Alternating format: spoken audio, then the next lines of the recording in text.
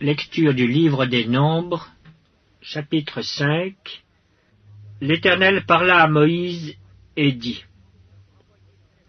Ordonne aux enfants d'Israël de renvoyer du camp tous lépreux et quiconque a une gonorrhée ou est souillé par un mort. Hommes ou femmes, vous les renverrez hors du camp, afin qu'ils ne souillent pas le camp au milieu duquel j'ai ma demeure. Les enfants d'Israël firent ainsi, et ils les renvoyèrent hors du camp. Comme l'Éternel l'avait ordonné à Moïse, ainsi firent les enfants d'Israël. L'Éternel parla à Moïse et dit: Parle aux enfants d'Israël. Lorsqu'un homme ou une femme péchera contre son prochain en commettant une infidélité à l'égard de l'Éternel, et qu'il se rendra ainsi coupable, il confessera son péché, et il restituera dans son entier l'objet mal acquis, en y ajoutant un cinquième. Il le remettra à celui envers qui il s'est rendu coupable.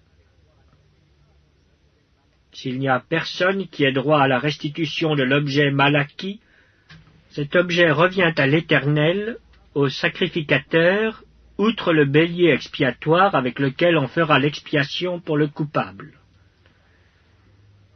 Toute offrande de choses consacrées par les enfants d'Israël appartiendra au sacrificateur à qui elles seront présentées.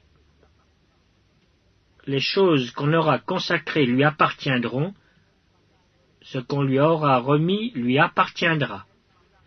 L'Éternel parla à Moïse et dit: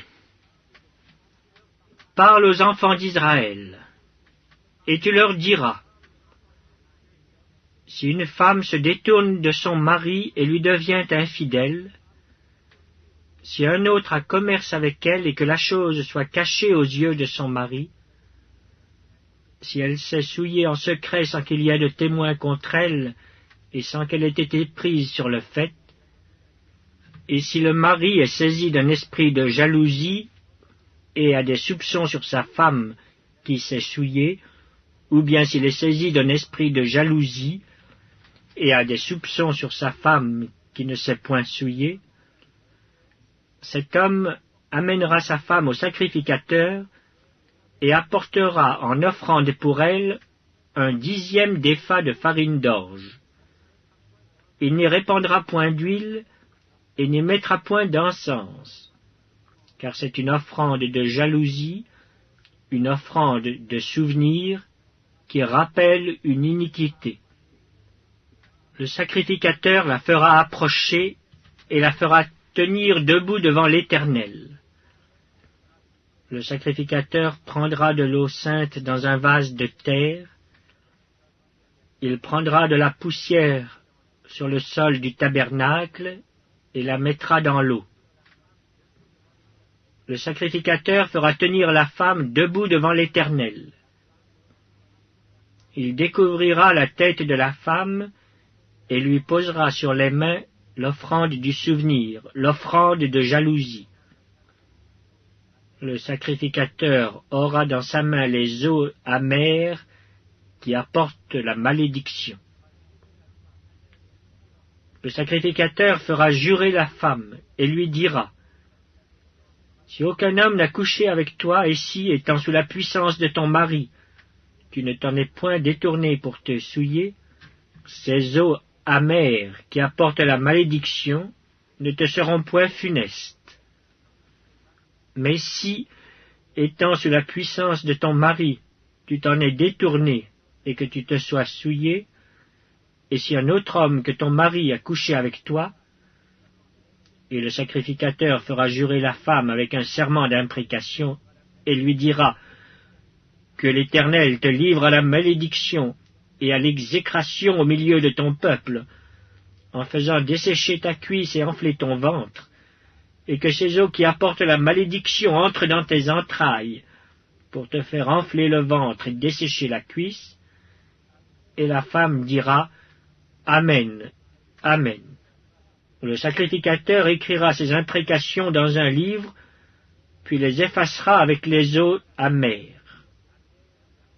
Et il fera boire à la femme les eaux amères qui apportent la malédiction, et les eaux qui apportent la malédiction entreront en elle pour produire l'amertume. Le sacrificateur prendra des mains de la femme l'offrande de jalousie, il agitera l'offrande de côté et d'autre devant l'Éternel, et il l'offrira sur l'autel. Le sacrificateur prendra une poignée de cette offrande comme souvenir, et il la brûlera sur l'autel. C'est après cela qu'il fera boire les eaux à la femme.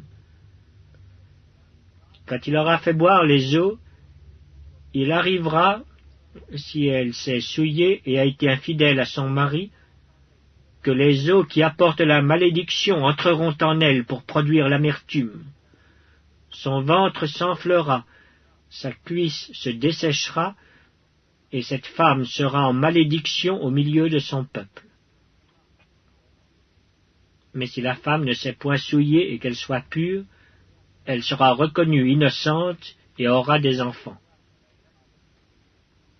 Telle est la loi sur la jalousie, pour le cas où une femme sous la puissance de son mari se détourne et se souille, et pour le cas où un mari saisi d'un esprit de jalousie a des soupçons sur sa femme.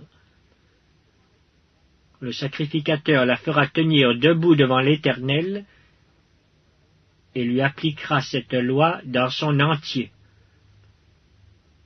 Le mari sera exempt de faute, mais la femme portera la peine de son iniquité.